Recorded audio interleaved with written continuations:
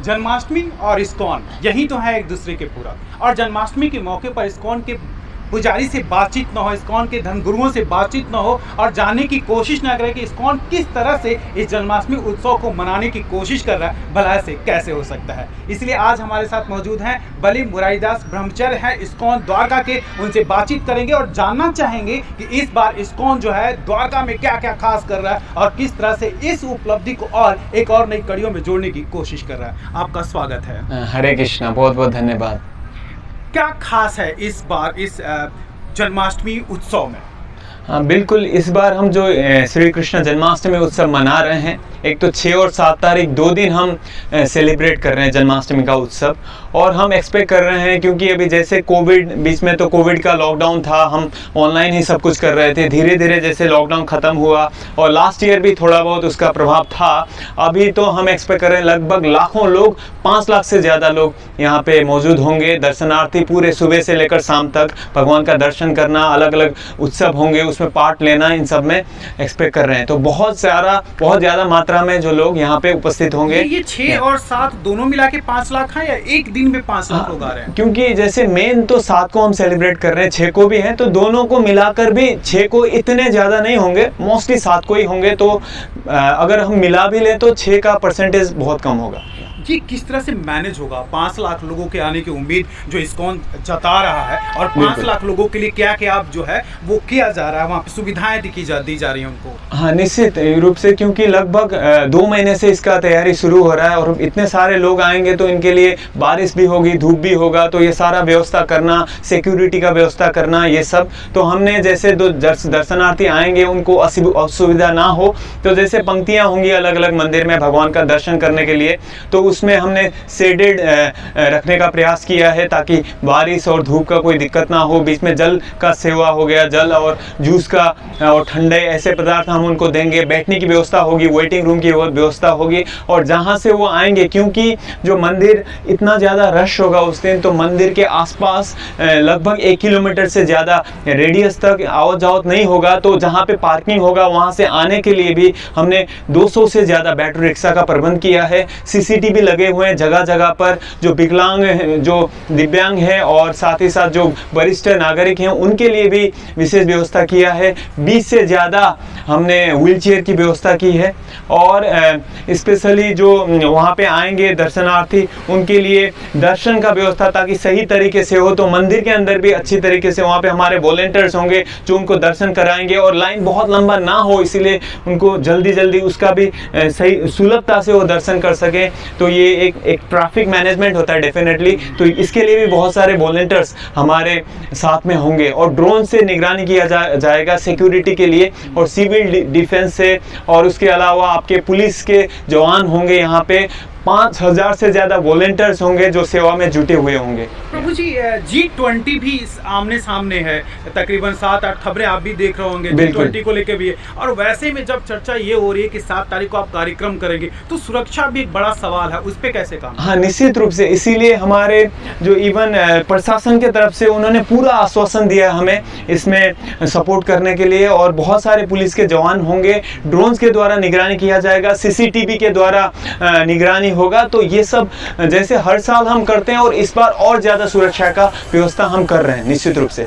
लंबी लाइनें होंगी, पत्तियां बहुत लंबी होंगी, तो जो लोग लाइन में खड़े होंगे जब तक वो दर्शन स्थल तक नहीं पहुंचेंगे, उनके लिए क्या व्यवस्था है कि उनको असुविधा ना हो? हाँ बिल्कुल, जैसे लाइन लंबी होंगी और जैसे दिन ढलता जाएगा लाइन और बढ़ता जाएगा, तो उसके लिए वहाँ पे वेटिंग रूम की व्यवस्था होगी, वो बैठ सकते हैं। और बीच में अगर वो थक जाते हैं तो उनके लिए बैठने का व्यवस्था होगा। उसके अलावा जल का व्यवस्था, जूस और ठंडाई इनका व्यवस्था होगा। जो पंक्तियाँ होंगी वो शेडेड होंगी, तो ऊपर से बारिश होता है, धूप होता है, तो कोई प्रॉब्लम नहीं होगा। बीच में पंखे लगे होंगे, कूलर लगे होंगे, तो इस प्रकार से हम उनका भी विशेष रूप से ध्यान रख रहे हैं। और स्पेशली जो दिव्यांग हैं और जो वरिष्ठ नागरिक हैं उनके लिए अलग से व्यवस्था होगी। और हमने 20 से ज़्यादा व्हीलचेयर का भी व्यवस्था किया है।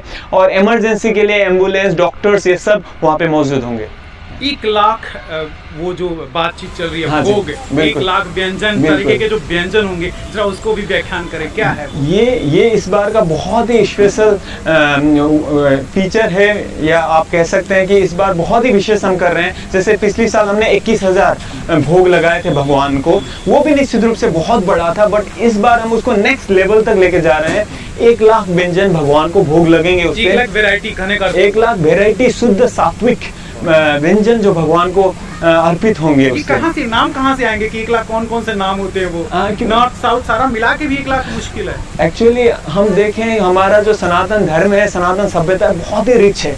इसको हम धीरे धीरे भूलते जा रहे हैं, परंतु अगर आप हमारे सनातन धर्म को देखेंगे, ऐसे बहुत सारे व्यंजन हैं, तो ये सब बनेंगे और भक्त, सारे भक्त मिलकर बनाएंगे इसको। अच्छा, ये इस्कॉन में ही बनाया जाएगा? बिल्कुल, इस्कॉन में ही बनाया जाएगा, और इस्कॉन के जुड़े हुए भक्त होंगे जो भगवान की भक्ति करते हो, और उनको पता है कैसे बनाना है, क्या उसमें डालना है, क्या नहीं डालना है, क्या भगवान को पसंद है, क्या नहीं पसंद है। तो इस सब का ध्यान रखते हुए 1 लाख व्यंजन वो बनाएंगे निश्चित रूप से। केक काटने को लेकर के भी तमाम चर्चा हो रही है कि इस बार केक भी बड़े भव्य तरीके से बनाया गया, और उसको केक का क्या है? बिल्कुल, 100 किलो से ज्यादा वजन का जो केक है, 100 किलो? 100 किलो 1 टन लगभग। हाँ। 100 किलो वजन होगा उसका, और वो केक काटा जाएगा रात को 12 बजे, जब भगवान का जन्म प्राकट्य हो जाएगा, तो उस समय ये केक कटिंग होगा। और यहाँ पे सारे जो, ये आप देख सकते हैं, इतना बड़ा पंडाल है, तो यहाँ पे जो सारे श्रद्धालु होंगे, उनके सामने ये सारा कुछ प्रोग्राम होगा।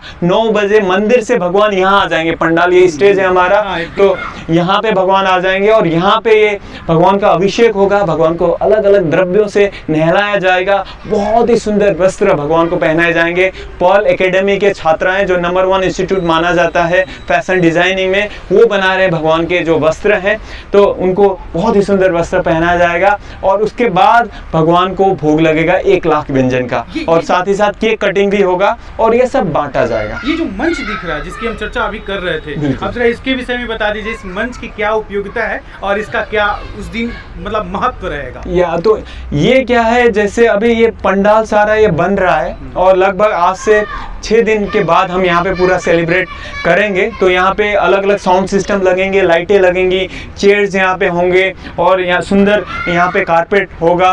तो ये सब की व्यवस्था यहाँ पे होगी, और स्पेशली स्टेज में पूरा दिन प्रोग्राम रहेगा।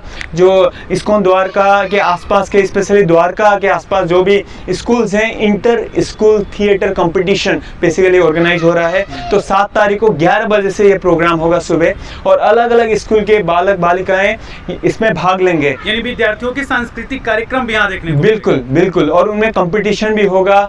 उसके अलावा यहाँ पे जो ड्रामा होंगे, नाटक प्रस्तुत होंगे, और नृत्य प्रस्तुत होगा। तो ये सब प्रोग्राम हो रहा है निश्चित रूप से। कैसी मतलब क्या व्यवस्था किया गया है कि जैसे ही बता रहे कि 9 बजे जो है वो भगवान को यहाँ लाके विराजमान कर बिल्कुल। दिया जाएगा, उसके बाद पूरा प्रोसेस क्या होगा, एक बार जनता को बता दें। तो कैसे रहेगा, जैसे हमारा मंदिर है, तो जो भी श्रद्धालु होंगे वो आएंगे पूरा दिन भर। सुबह से 10 बजे से लगभग शुरू हो जाएगा। ठीक है। तो सुबह आएंगे श्रद्धालु, मंदिर में दर्शन करेंगे, और उसके बाद वहां से यहाँ पंडाल में आएंगे। ठीक है। तो यहाँ पे बैठने का व्यवस्था होगा, जल का व्यवस्था होगा, प्रसादम का व्यवस्था होगा। जो 5 लाख लोग हम एक्सपेक्ट कर रहे हैं, उन सब के लिए हमने प्रसादम का व्यवस्था किया है। सबको प्रसाद सबको प्रसाद मिलेगा। तो आप इमेजिन कर सकते हैं कितने सारे वॉलंटियर्स और कितना कुछ पीछे हो रहा होगा उसके पीछे। मुश्किल लग रहा है थोड़ा सा, 5 लाख लोगों को मैनेज कर, जो सोच है वो मुश्किल लग रहा है। बिल्कुल बिल्कुल, सोच बहुत बड़ा है, परंतु भगवान का जन्म उत्सव है, उत्साह है भक्तों में, तो उनकी कृपा से निश्चित रूप से हो जाएगा। ये कॉन्फिडेंस भी है, तो निश्चित रूप से ये होगा। अच्छा, उनको जैसे भक्तों का आगमन और उनकी निकासी किस तरह से बनाई जाएगी, क्या व्यवस्थाएं होंगी, क्या उनके लिए सुलभ संबंधित भी कुछ व्यवस्थाएं आसानी से की जाएंगी? हाँ बिल्कुल, जैसे वो यहाँ से आएंगे, इतना बड़ा गेट है, देख सकते हैं, इतना बड़ा पाथवे है। सो यहाँ से वो आएंगे, और ये पूरा यहाँ पे स्टेज है, यहाँ बैठने की व्यवस्था होगी, और उनको जाना हो इसी वजह से वो जा सकते हैं बाहर। उनको किसी तरीके से वो आएंगे और जाएंगे। हाँ बिल्कुल बिल्कुल। ठीक है। सुलभ संबंधी भी कुछ व्यवस्थाएं होंगी, अगर कोई भक्त है दूर से आता हो, यहाँ रुके नहाए, ऐसे कुछ है? हाँ बिल्कुल, यहाँ पे है, जैसे हम वो पोर्टेबल जो शौचालय, ये सब की व्यवस्था हम कर रहे हैं, तो निश्चित रूप से वो कर सकते हैं। कुछ खास संदेश देना चाहेंगे भक्तों को? निश्चित रूप से जन्माष्टमी आ रहा है, भगवान का जन्मोत्सव है, तो भक्तों के अंदर तो उमंग है ही है और बहुत ही उत्साह से 2 महीने से भक्त लोग जुड़े हुए हैं जन्माष्टमी की तैयारी में। तो आप सब भी तैयार हो जाइए, अपने आप को मन से तन से हर तरीके से रेडी होइए जन्माष्टमी सेलिब्रेट करने के लिए। और जन्माष्टमी ऐसा दिन है जिसमें आप थोड़ा सा भी भगवान के प्रसन्नता के लिए भक्तिमय कार्य कोई भी आप करते हैं उसका बहुत बड़ा लाभ होता है। तो इसमें जुड़िए और अपने जीवन को सफल कीजिए। जन्माष्टमी का आनंद इस्कॉन के साथ। जय श्री कृष्ण।